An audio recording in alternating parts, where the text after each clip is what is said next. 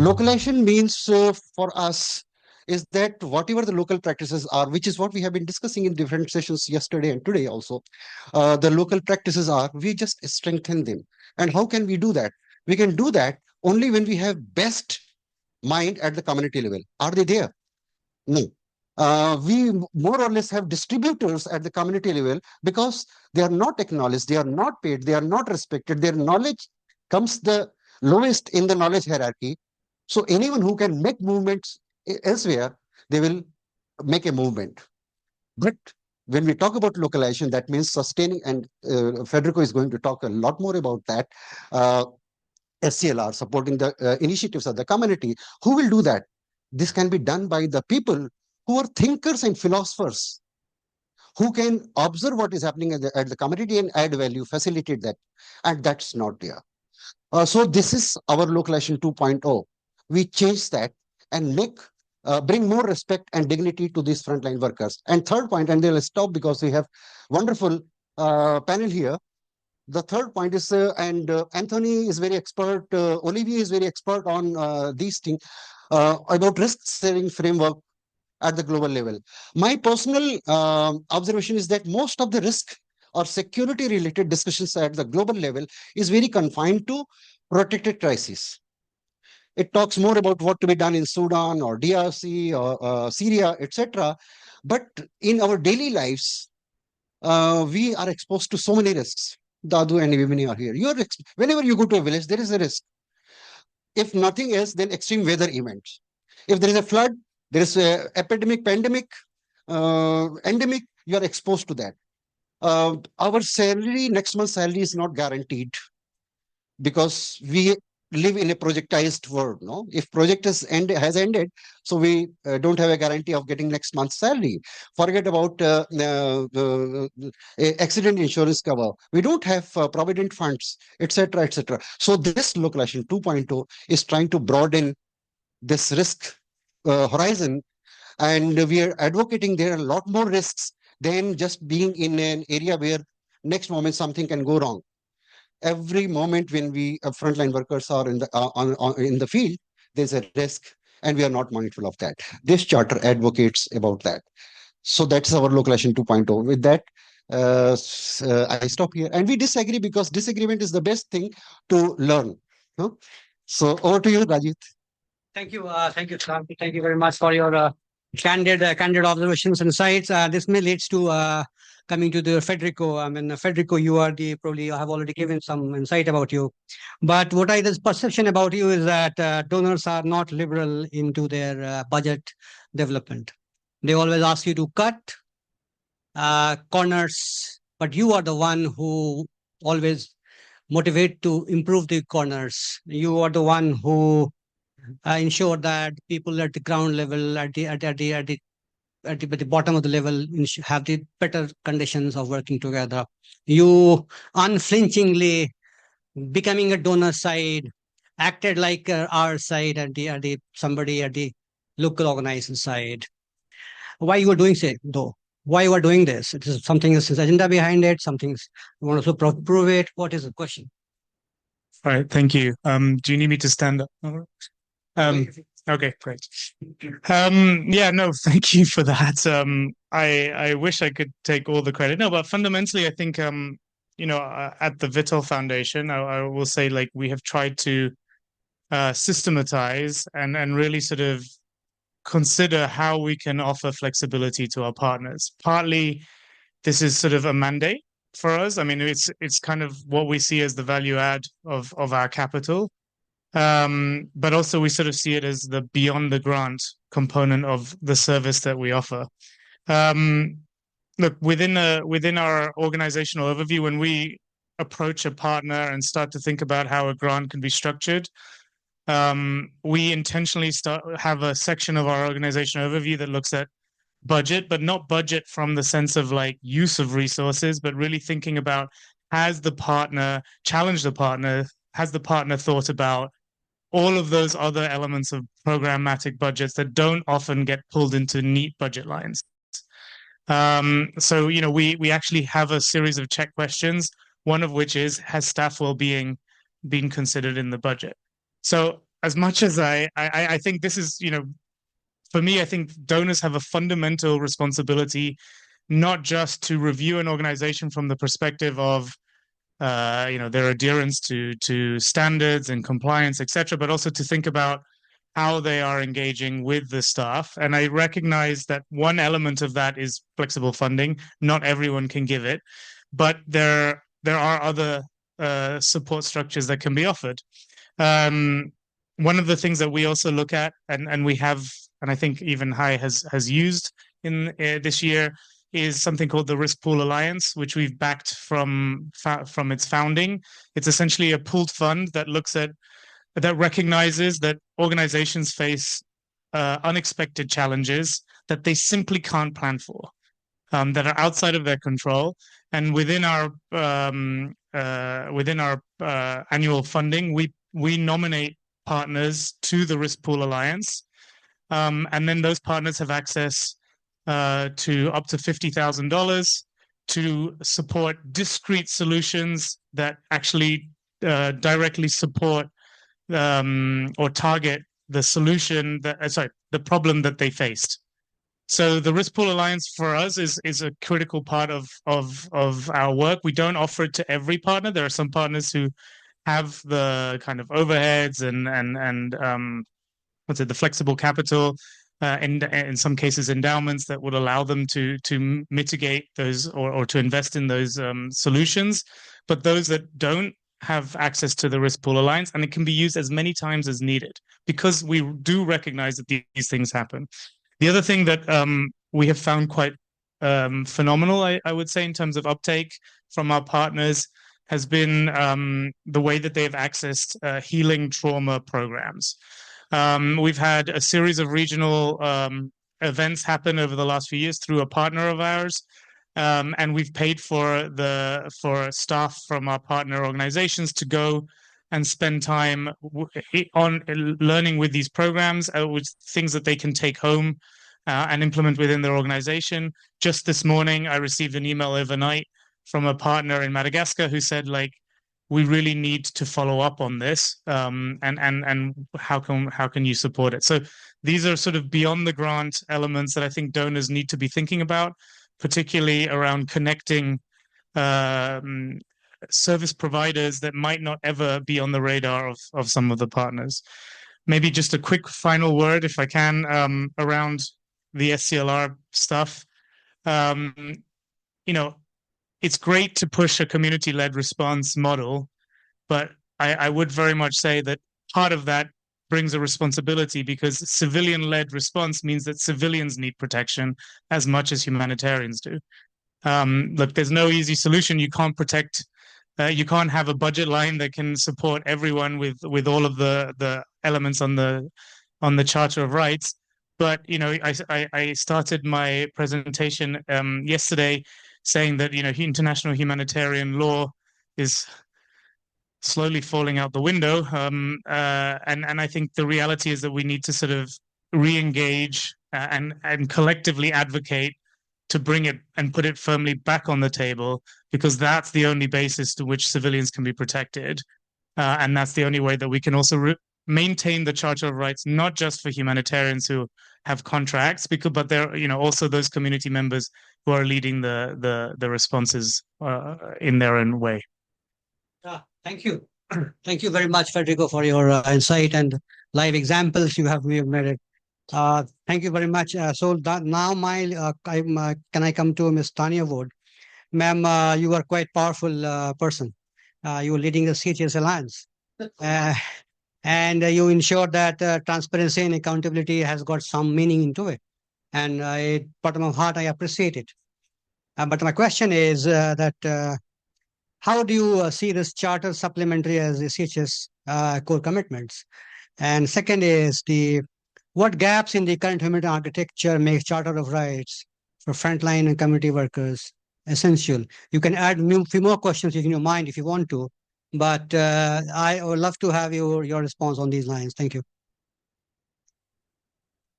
Thank you so much. And as the female representative on the panel, I'll take that. I'll own that power. Firstly, huge congratulations, HAI and CWSA, for this really important charter. CHS Alliance has collaborated on this Charter of Rights, and we were really pleased to do so.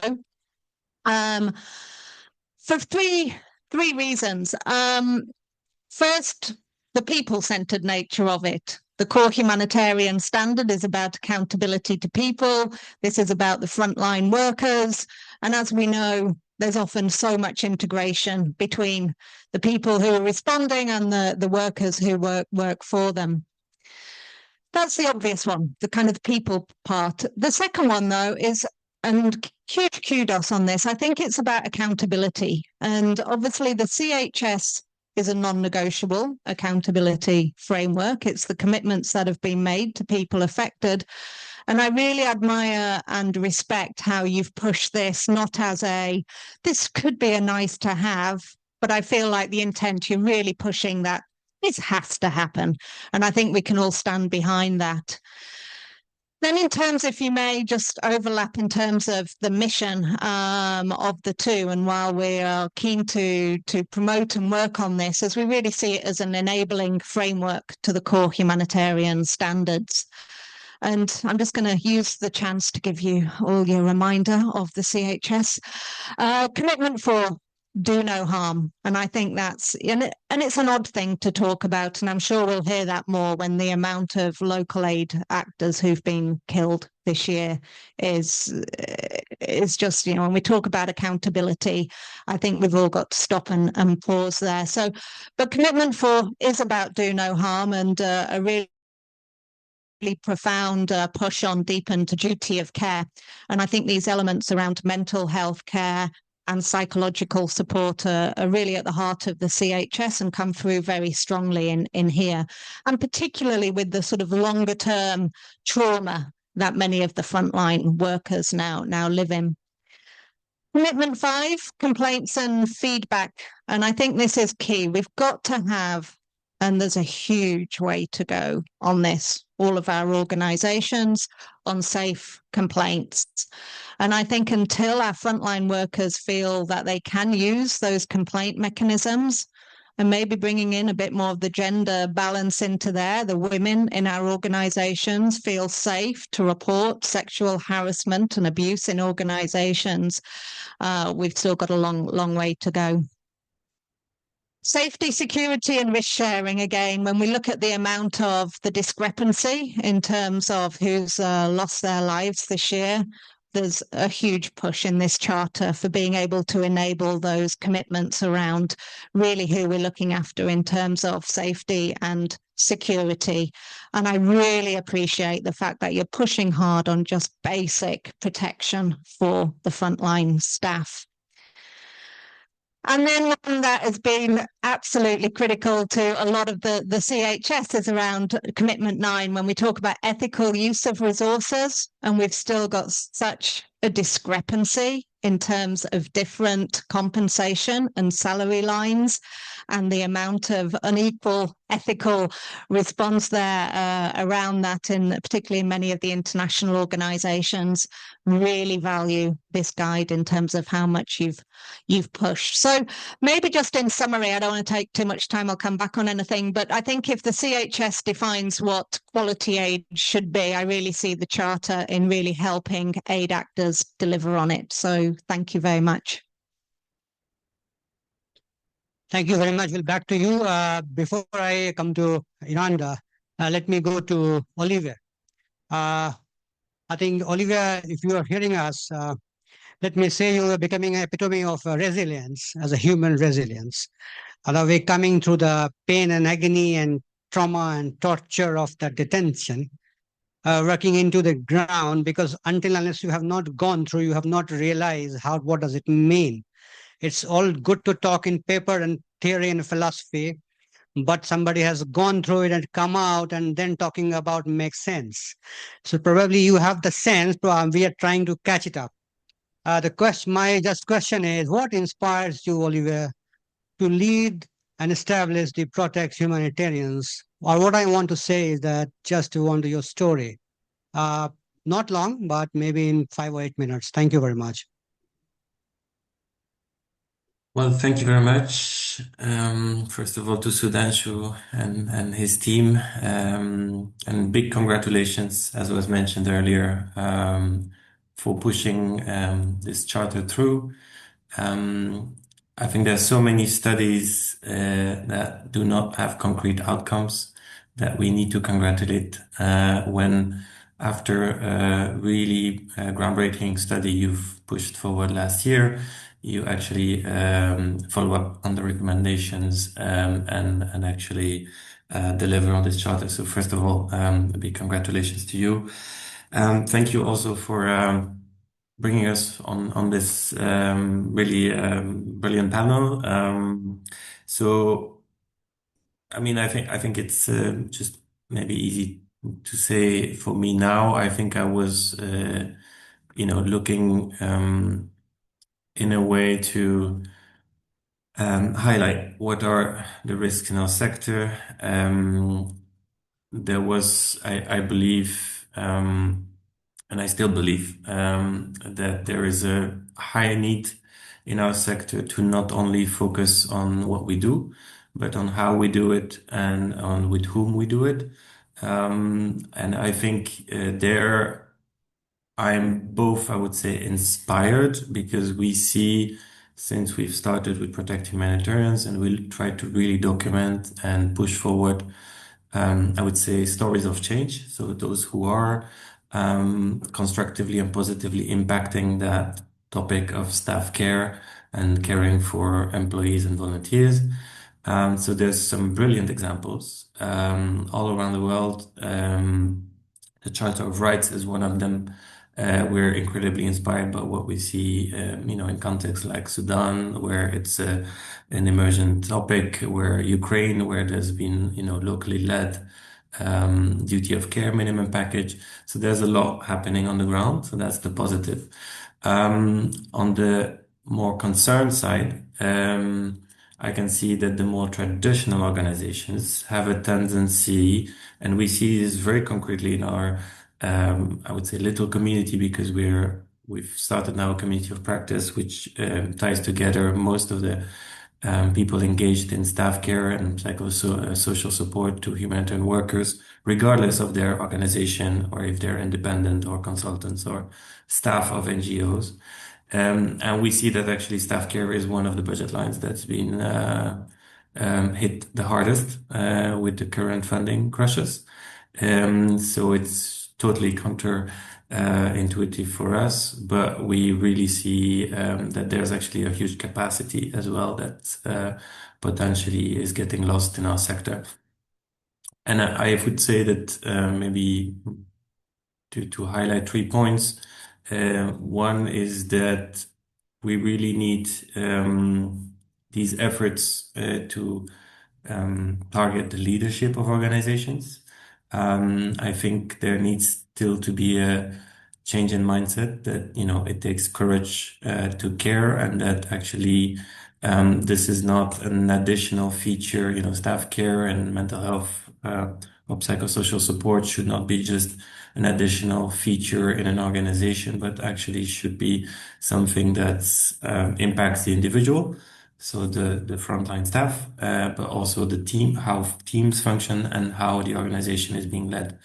And I think that is still huge work in progress, in particular in these difficult times.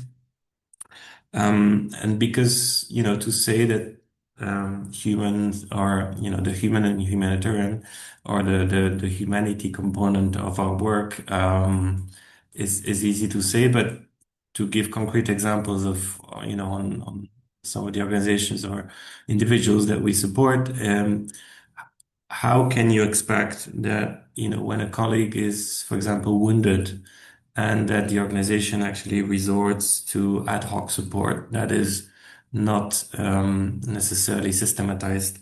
How do you expect that colleagues actually feel safe, that their next in line, I would say, colleagues feel safe in stepping in to take the same risks? Equally, when a humanitarian worker or responder will be detained, and again, international cases get much more attention, but there's a vast majority of the detentions cases are about nationals and locals.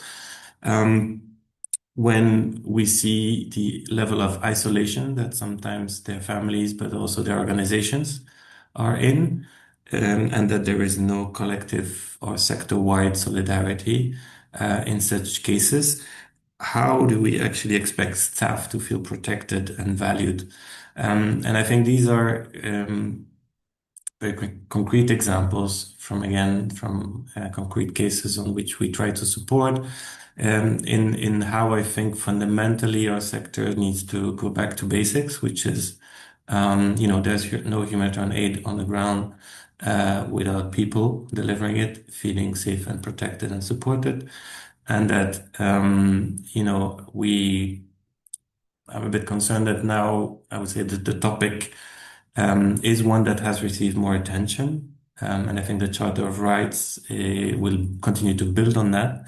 But we've had also, United Nations Security Council Resolution 2730 on the protection of humanitarian personnel. We have some, I would say, countries like Australia or some donors like the EU putting some efforts. But my fear is that this is like, a trend.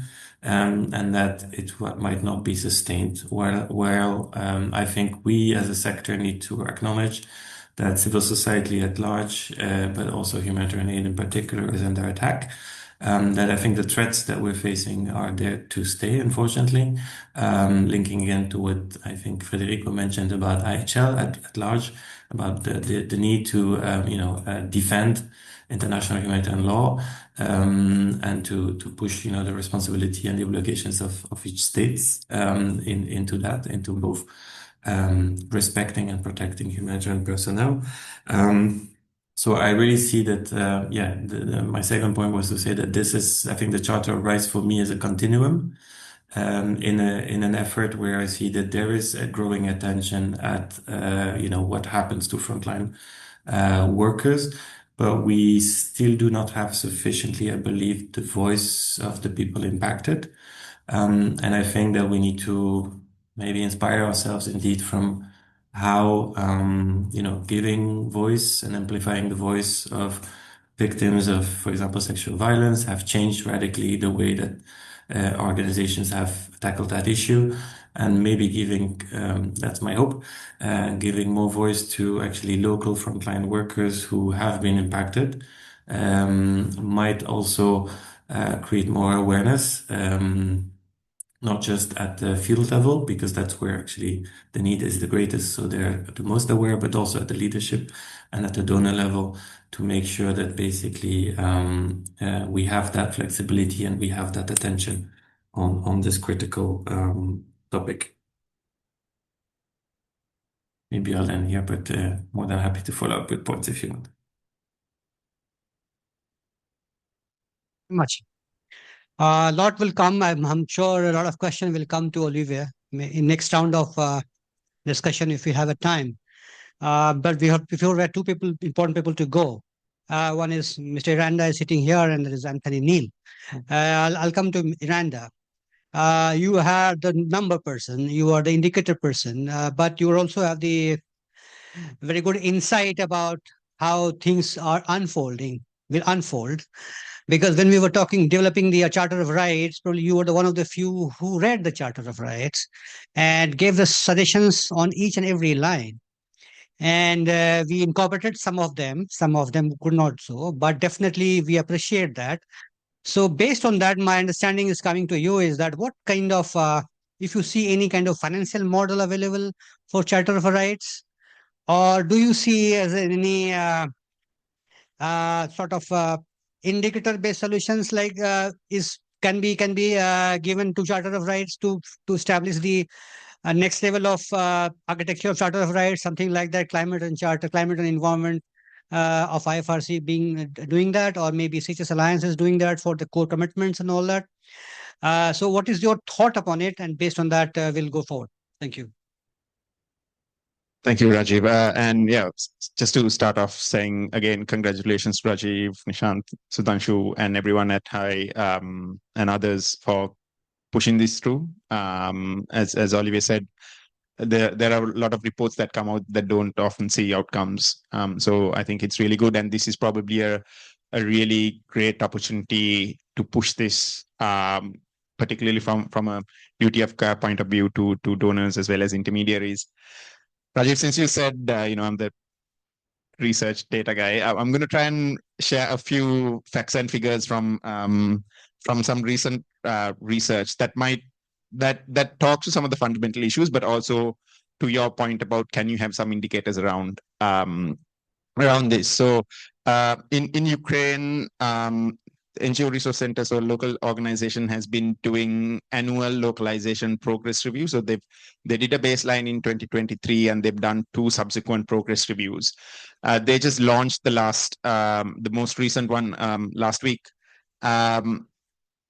And they had some specific questions around duty of care as well. But overall, on your question about funding, I think something that I would want to say is ideally you'd have additional funding on duty of care. But the fundamental problem, particularly for local and national organizations, is that donors and particularly international intermediaries don't fund even the core elements of funding that they're supposed to provide, right? So there's the Interagency Standing Committee guidance on providing funding. So over the last couple of years, so this is a research that HAG's been sort of providing background support to.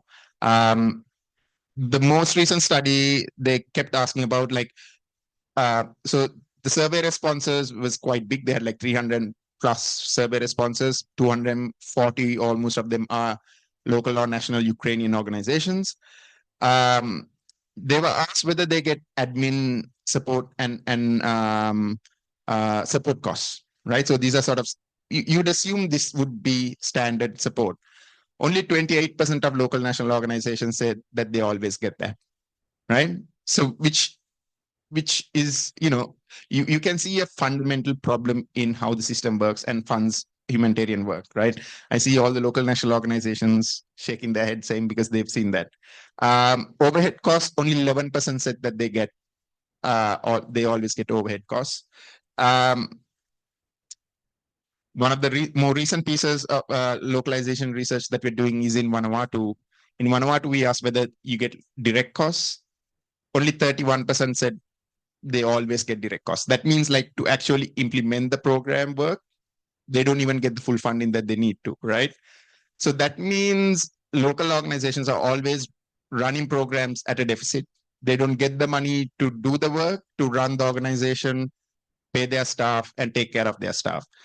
If local and national organizations are actually being paid what they're due, that puts them in a much stronger position to think about duty of care for their staff, because at the moment, local national organizations are always trying to do their best to support the communities that they work with or they live with or they live in. And very oftentimes they overlook the duty of care component, they overlook the self-care component, they overlook the insurance or any support that they can provide. If they actually have proper admin overhead costs, they can actually consider providing some of the support that they should, maybe not all of it, but at least some of the basic support that they should be providing to staff. A couple of other questions that they asked was, do the donors or intermediaries provide costs for ensuring safety and well-being of personnel? Only 14% said they get that support properly, fully. 40%, almost 50% said they never get any support at all to do that. So there's some who get bits and pieces of support, but not fully.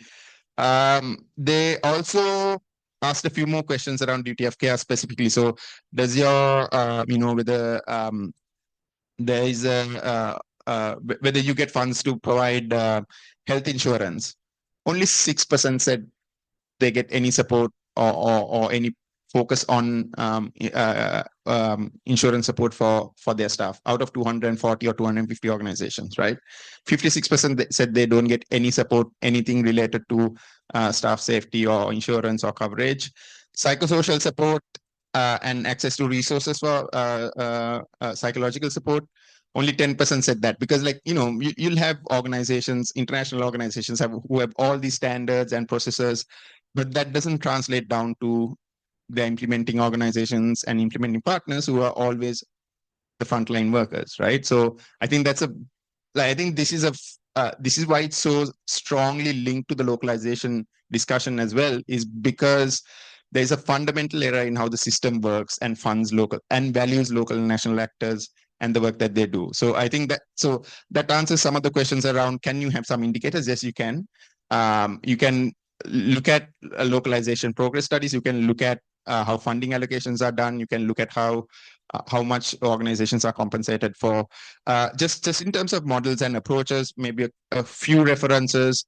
I know I during COVID, there were some practices that came up from different intermediaries that have sort of slowed down or died away, but some are continuing. So for example, IFRC provided some support to some of them, to the national country societies, Red Cross societies, in setting up insurance for volunteers as well, because most of the time it was the volunteers who were the frontline workers with COVID responses. So they were trying to set up insurances to cover, not in all countries. I think they were trialing out a few countries, and then they also tried to support some of the Red Cross societies, National Red Cross societies, to set up solidarity funds. So they got some seed funding from foundations, helped to set up some funds at a country level that could then be drawn on if there was an issue. The Disaster Emergencies Committee UK DEC, that's a member-driven alliance of 14 organizations, biggest NGOs in the UK. They run huge appeals for humanitarian crisis around the world. They've been setting up more recently, they've had a big focus on duty of care, not just for their members, but for the partners of the local national partners of their members. And they've set up some additional funds now that because DEC funds can be accessed by their members, but they've set up some funds where members can draw on if they need to provide support to their local partners. So if their local partners and their staff are facing psychosocial support or actual physical harm, they need support, they've set up that fund, particularly focusing on Palestine, so Gaza, but also in some of the other appeal countries that they're setting up, and they're trying to replicate that further. So I think there is, like, even within the current funding context, there is always an opportunity to think about how intermediaries or donors come together to take responsibility for what they're doing. Second thing, I think Olivier mentioned, there's been some global movement on, like, there's been the declaration on protecting humanitarian workers and all of that. So I think there is some opportunity, even if it's a fad for a little while, even if it's the sort of the hot topic for a little while, there is an opportunity to collectively advocate with the donors to think about this in a more holistic way and try and advocate for them to influence the intermediaries that they channel their funds through to take more responsibility in providing adequate funding. And I think maybe the final one is also there also, I think Fede talked about this in some of the sessions around, there needs to be thinking around how do you approach financing, right? Like, you need to think about also what are the resources available on the ground. How do you at a country level or at a local level come together to pool resourcing, to think about, can you set up a solidarity fund at a local level as a group of organizations? Can you come together to negotiate better insurance rates? If 10 organizations come together and talk to an insurance organization and say, okay, give us a better rate, we're bringing in X number of staff. But also you can pitch it to them as a CSR initiative. So I think there's avenues that need to be thought about. Of course, most often national actors don't have the time to think about it because they are very busy actually trying to deliver work. But I think as more and more emphasis is put on this, on the Charter for Rights for humanitarian workers, or the duty of care that we have for them, there also needs to be some thinking about how do you use collective action to, I guess, overcome some of the funding challenges and the institutional lethargy that is inherent in the system. Stop there. Yeah, thank you. Very comprehensive response. Thank you very much. You have taken a few more minutes, though. But let me come to Mr. Anthony Neal. Sorry, we came to you last, but not the least, and we know you are the one market powerful advocate. So my direct question is that you are running an international NGO safety organization globally. So one very simple question to you is that, Neal, what is happening at the global level? And are you satisfied with that? What is happening at the global level? If not, why? What we can do things differently? Simple and straight. If we want to your point of view on this. No, Thank you. Thanks, and thanks for having me. I'll try and keep this quick because I'm aware that I am last and also that you want to get onto some Q&A. But I think a lot is going on at the global level in terms of trying to enhance the protection of humanitarian personnel. Olivier went through a number of the initiatives, like the declaration, like some of the work that the EU is funding, the UN Security Council. So I won't necessarily go into that, but maybe just a couple of things on where the Charter fits in terms of driving this agenda forward. The one point I think that is great about the Charter is the commitment to equal access to crisis support. And I think this is really going to start to move us in the direction in terms of looking at duty of care in a more expansive way. So outside of the kind of focus that there may have been in terms of what the contractual status of a humanitarian worker is, and then that being a dynamic in terms of what duty of care organizations have, but trying to take this holistic approach that everybody engaged in the delivery of humanitarian assistance should have equal access to that crisis support. What I hope is that this moves us onto a slightly different topic, which is in order to provide equal access to crisis support, we also need to appreciate that individuals involved in the delivery of assistance have different risks and are exposed to different challenges, and that we move our security risk management structures away from a kind of one-size-fits-all approach related to staffing contracts towards a more kind of dynamic approach that really understands the individual risk profiles of our individual staff and volunteers and those who we're engaged with. This will help, hopefully, both kind of communities that we're working with in delivery of assistance, our local partners. But to be honest, it goes beyond that, even towards like one of the things that we've been researching over the last year is that there's still a massive gap in terms of just understanding of gender profiles and how those impact the risk that humanitarian actors face. We get very little reports of harassment or gender-based violence amongst humanitarian workers as INSO. That doesn't mean that there doesn't exist, it just means that it's underreported and that our security risk management structures are not really adequately designed to look at the gender risks that are prevalent across the aid sector. So I hope as we start to shift that narrative, we start to look at what equal access to crisis support means, that we also start to integrate, that individualized response to security risk. I also think, and we're already starting to see this emerge in terms of the situation of staff well-being well within the centre of security risk management.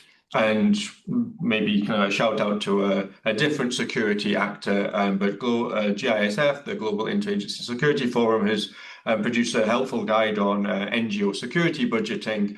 And here you also start to see that integration of really situating staff well-being within security risk management, within the budgeting approach to security costs. And hopefully, again, the Charter becomes part of that, that drive to shift how we look at security risk management in a more holistic approach. Finally, I think one of the key things that I think we need to do moving forward is now take the Charter and start to contextualize some of those elements. So Tanya and I have had this discussion as it pertains to kind of personal protective equipment. What personal protective equipment is needed in Ukraine is obviously very different than what is needed in Sudan, which is very different than what is needed in Mozambique. Hopefully, we can move on from the Charter starting to set the minimum standard or elevate the minimum standard, but then start to move forward in those contextualized conversations to say, okay, well, what's actually needed? What's actually needed to protect people in Mozambique? and that this becomes the advocacy tool for local actors as well to really demand from their international partners, from donors, that minimum standard.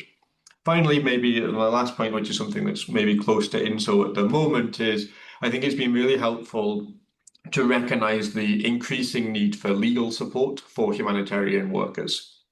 What we've seen over the last year is the increasing criminalisation of aid actors, and that comes obviously with political advocacy against that criminalisation. But the practical side of this is that we do now, as humanitarian workers, require legal support to be systematically provided as part of our security risk management and crisis management structures, because we will start to see more and more detentions as we move forward. And yes, as Olivier mentioned, when internationals are detained, that often receives quite a lot of media attention, which can be challenging in its own way.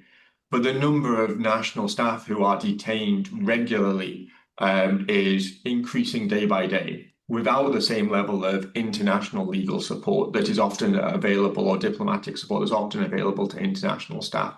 And I think there's some great work being done, for instance, by Legal Action Worldwide in starting to build a more legal kind of advocacy approach to how we look at protection of aid workers, and also expand our understanding about how we need to engage in the domestic legal environments to ensure that we're protecting our staff and our partners moving forward. So I'll leave it there, but thank you very much for the opportunity. We have still 10 minutes to go, right? So we have a sort of some time for a Q&A. Before I hand over mic to Nishant, he is ready to go for a Q&A session. He will hold that. My one question to the group is that what is next plan of action for Charter of Rights, collective wisdom from all of you, if you can have it. And with that question, I open the Q&A session for Nishant.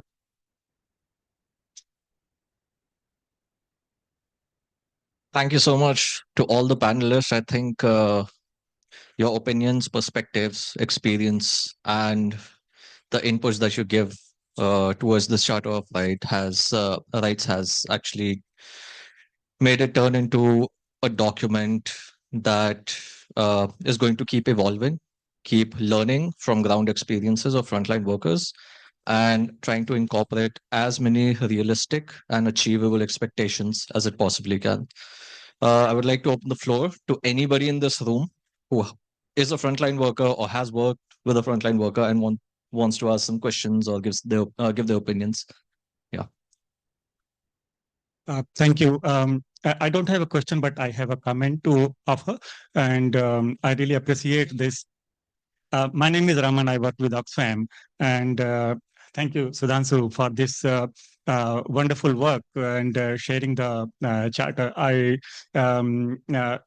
I really like the emphasis or the perspective of rights that is brought here. So the Charter of Rights, there are already some existing initiatives that we see. There is you mentioned about the risk sharing framework, which was launched by the Netherlands Ministry of Foreign Affairs and also the Dutch Relief Alliance. They are doing some work around it, and the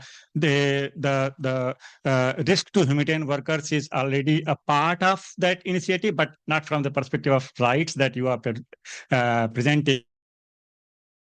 And it's very exciting to hear that. I think what Nishant and Rajiv were asking about way forwards, probably joining the momentum of existing forces, including the Dutch Ministry and the DRA, and there are several others. I think Vitol Foundation mentioned about the Risk Pool Alliance, and there are several other such initiatives. Will probably take it to the next level. Thank you. Thank you so much. Anybody else? Right. We've got two. Yes. This is Lashari from Pakistan. We're talking about the local organization and the localization. I think localization, the slogan of localization is very hard to understand for local organizations. Local organizations are suffering a lot. They are not recognized as the partner in the field, but only the beneficiary. Whenever we see the local organizations, they are only invited to attend the seminars at local level. to attend their meetings of donors or implementing partners, but they are left behind. Local organizations not given the status as a partner in their district. Okay, the core staff is suffering. The workers, frontline workers of local organization, they don't have a coverage of insurance. They don't have a coverage of medical. Everything there because local organizations have no funds. Whenever we apply for the proposal, it is restricted that you cannot put money for the 5% to 10% for the organization. It is restricted really. If we don't have the money, where will we go? We have option for corruption. Then we save the money from the donor money. But then it will be cut off for the end user, our beneficiaries, they will suffer. So there should be a core support funding for the organization to strengthen the local organization. Really, we need the support because as my friend told that they encourage their partners to attend the international events to learn from others. But I am also local organization. I don't have the donor who support me to attend RHPW 2025. I am self-funded because this money is cut from my saving. But I don't have the any the source to get the funding from my donor to learn from others. But it's a battle of survival. We need the survival. We need to link the donor organization at the international level. We do put our money. We don't have the money. Despite it, it's very hard to manage it. But it's our compulsion to survive ourselves, to work for our community. So there is a dire need. If we have the slogan of localization, the local organization should be given the opportunity as a partners, not a beneficiaries. Thank you. Thank you so much. I think that was really emotional. And yes, I do agree that risks are localized, but protection is centralized. And that is something that we really need to change in our sector.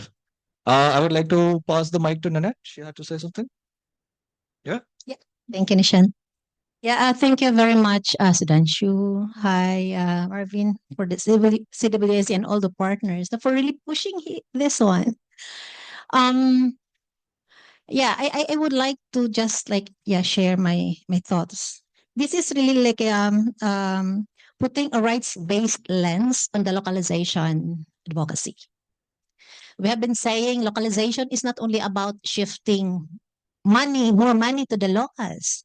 It's actually ensuring that these rights that we are talking about, rights of the people, it's also that we can protect among the rights of the frontline workers. We have this experience, we have staff that have been poached somehow. And we're happy that they had found greener pasture, worked with the UN after working with us and the government and INGOs. And then some came back. And then, of course, when they came back, they bring with them their experience in working with the UN. And they have experienced those protection. And of course, better salary and all those benefits. And so we said, okay, how can we?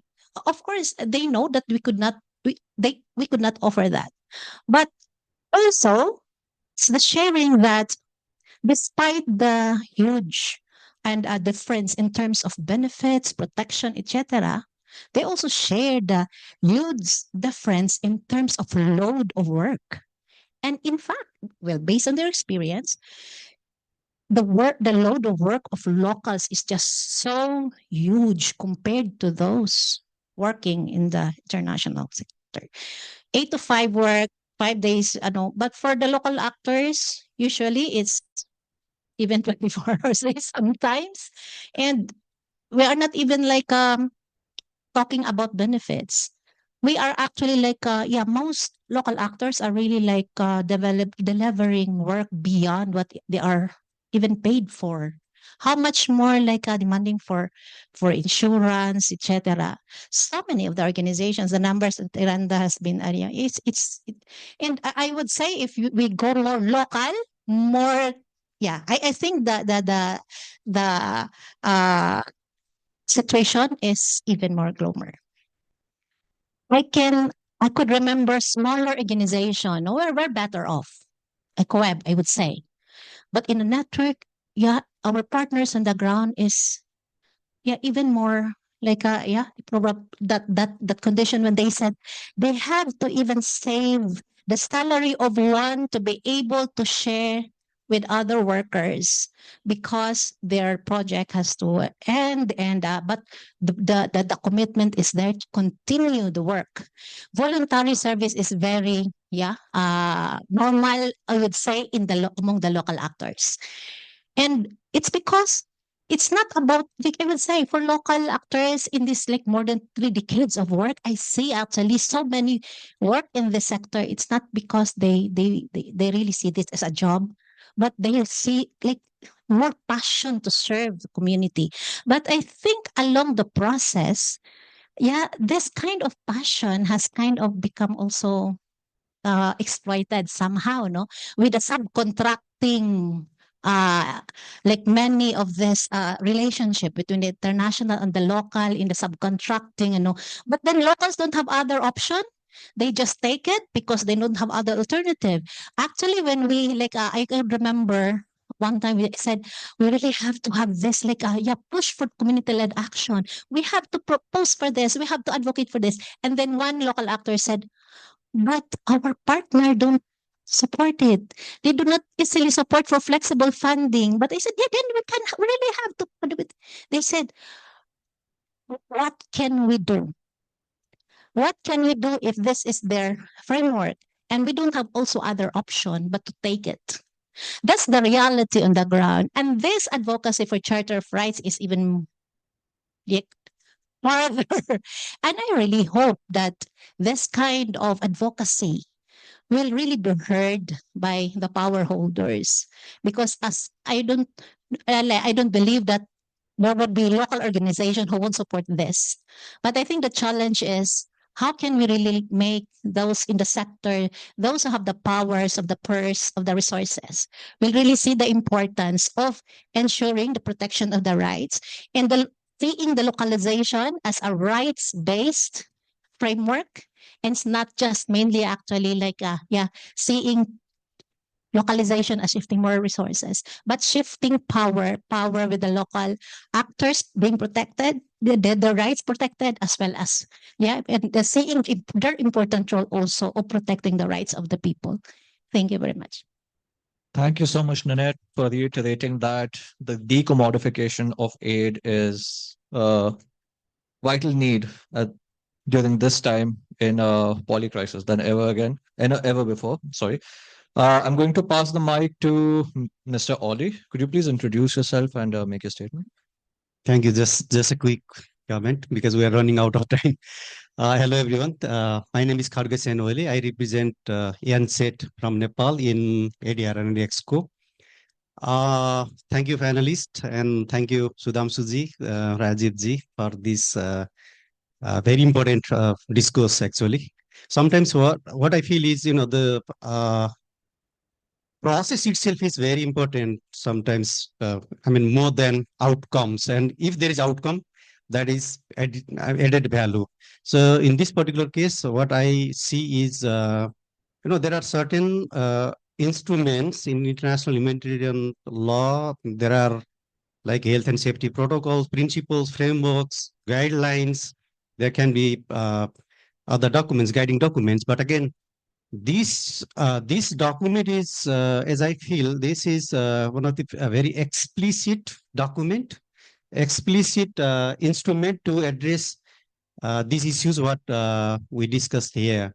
So I just wanted to show my solidarity, and I have no question. Actually, I'm curious to learn about what that has been already covered by Rajiv ji. what next, how to upscale it, how to move forward, how to push it on, what is the action plan, and how we can join together to make it working document in the very near future. Thank you. Thank you so much for that statement, Mr. Oli. I would like to invite Mr. Sudhanshu Shekhar Singh to the stage right now to deliver some closing comments and ask very humbly for your endorsements to the Charter of Rights.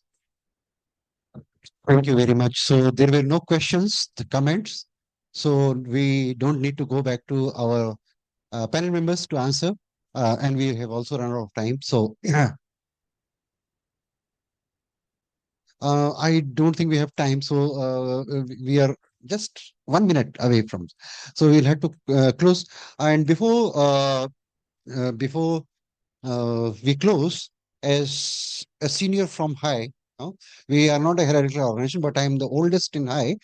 I would just like to thank a few people and make a request to all of you. First, I would like to thank Rajiv. He is the principal author of this charter. It's a brilliant work. Very and supported by rest of the team members in High. He's the most intelligent person in our organization. Yes. He doesn't disagree with me when I say this. I would say. And then the organizations which collaborated, of course, Rajiv mentioned Eranda.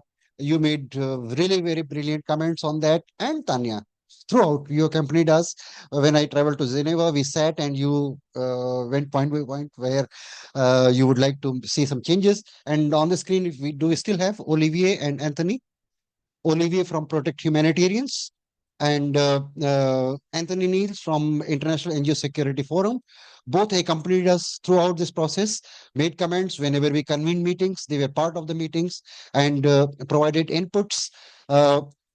And one organization which is missing here is GISF, Global Interagency Security Forum. They also provided inputs throughout. So I would like to thank all of them. And of course, I have been working for 37 years, came across many donors, but never a donor and a person like Olivier. Federico.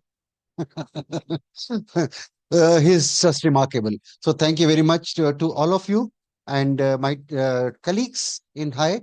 And thank you, Raman, Nanette, and Oliji for your remarks. Now, one request. This charter is out. This you can find online, and Nishant is going to share the link. Now, it's a collective responsibility to push for it. As you were telling, that no one cares for us, and no one will care for us unless, and we are indispensable. People think we are dispensable, but we are indispensable. We don't assert ourselves enough.